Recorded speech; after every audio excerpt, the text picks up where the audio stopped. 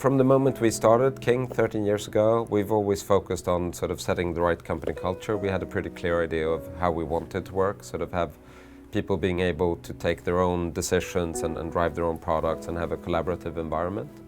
And as we grew geographically, we really focused on making that communication work, even though we're not based in the same office or even the same countries anymore. And we have a trust relationship where we want to solve the problems together. Constantly thinking about what's the right thing to do for our employees, for our consumers, for our players. It's basically the attitude that you bring in. And so the management team brings in an unbelievable set of expertise. There's entrepreneurs, there are people who built big companies, there are people who came from small companies, and then bring it all together, and they respect each other's opinions. And at the end of the day, we emerge with something that's better than the sum of each one of these ideas.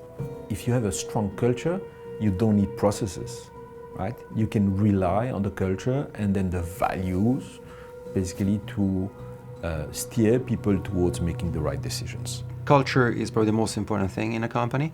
I think strategies change over time, but the culture basically stays the same and is what actually takes the company to the next level. So being part of a bigger family, Activision Blizzard, it's been super interesting. I think for King, it's really we've been able to keep ourselves as a business unit within that universe, which means that we make our own marketing decisions, we decide what products to do, when to launch them, we do our own recruiting. At the same time, I'm very hopeful to be able to collaborate on some great game IP together with the other guys. So we've started to open those conversations also with the different parts of the company, so looking forward to that as well.